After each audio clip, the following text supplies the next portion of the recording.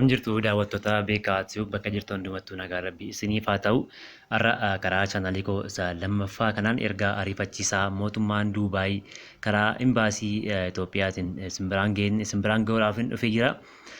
Isa dura chaanaaliin lammaffaan baname kuni chaanaaliin keenya inni guddichi akka tasaa yoo cufame karaan ittis na argachuu dandeessan karaa lammaffaan dirqama jiraachuu qaba jedhee waan yaadefan chaanaalii kana baneetan jira.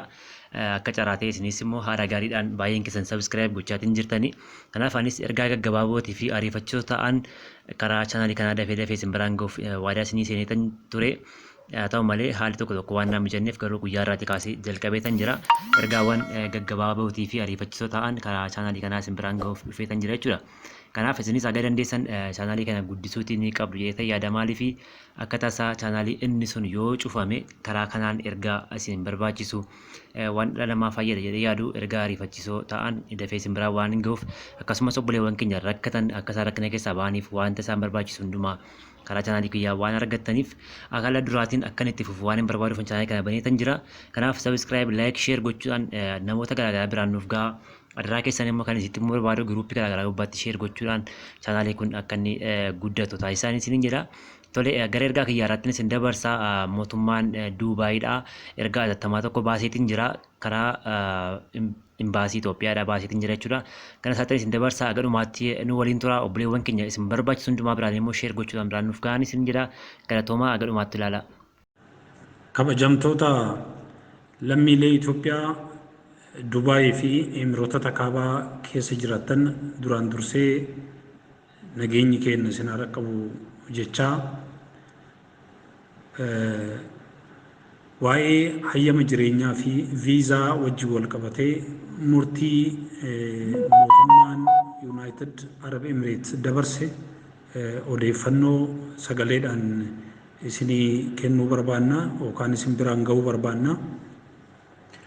Saganaan wal qabatee akkuma beekamu yeroo ammaa kana dhibeen vaayirasii koronaa yookaan COVID-19 jedhamee beekamu addunyaa guutuu rakkoo irraan gahaa jira. Haaluma kanaan biyya amma nuti keessa jirru kanaas ta'ee biyya keenya Itoophiyaa keessatti dhibeen kun gara babal'achuutti fi hawaasa keenya rakkoo adda addaatiif saaxilaa kan jiru ta'uun isaa ni beekama. Asittis yoo xiqqaate torban lamaa ol mana osoo hin bahin mana keenyatti turree dhibee kanarraa of baraaruu akka qabnu of eeggannoo gochuu akka qabnu qajeelfannee erga dabree fi namni baay'een mana ofii taa'ee hojii mootummaallee kan hojjetu hojii dhuunfaa ofiillee kan hojjetu mana ofiitii hojii isaa akkasiin gaggeessaa akka jiru marti keenya beekna. Kanaaf isuma kana hojii wal qabatee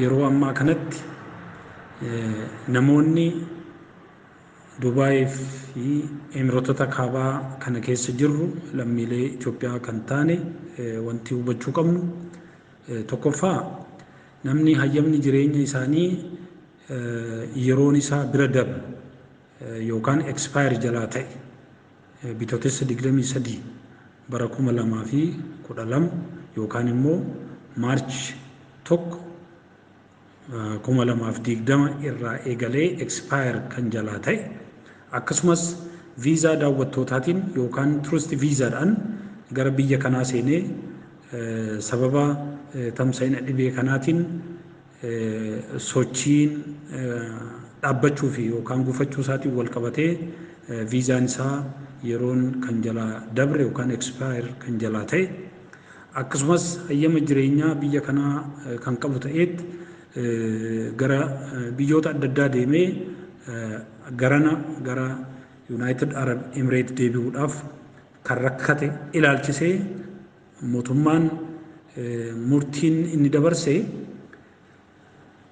ji'oota sadan itti aanuuf kan dheeresse fi adabbiin ala akka ta'an kan murteesse waan ta'eef suma kana wajjin wal qabatee odeeffannoo dabalataatiif afaan adda addaatiin odeeffannoo kan kennuu danda'u giddugalli tajaajila amirii kan qophaa'ee fi lakkoofsi bilbilaa isaas 8 duwwaa duwwaa 5 tokko tokko tokko irraan deebi'aa 8 duwwaa duwwaa 5 tokko tokko tokko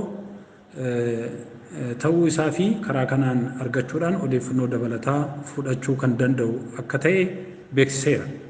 Kanaaf lammiileen Itoophiyaa Dubaay fi Imireetota kaabaa jirtan fi kanneen dhimmoonni sadeen gubbaatti ibsame kunniin isin ilaallatu bakkuma jirtan turuudhaan odeeffannoo dabalataa barbaaddan immoo bilbila amma gubbaatti isinii dheere kanaan fayyadamuudhaan odeeffannoo barbaaddan argachaa bakka jirtanitti fayyaa keessan eeguudhaan fayyaa namootaas eeguudhaan akka turtan akka of eeggannoo cimaa gootan yeroon dabru kun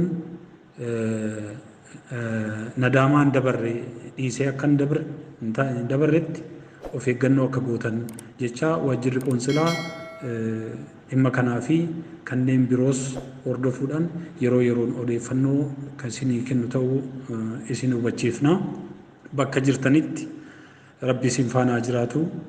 Of eegaa, ulfaadhaa. Abbabaa Mabraatuun jedhama. As qoonsilaa waajjira qoonsilaa irraa qindeessaa diyaaspooraati. Galatooma.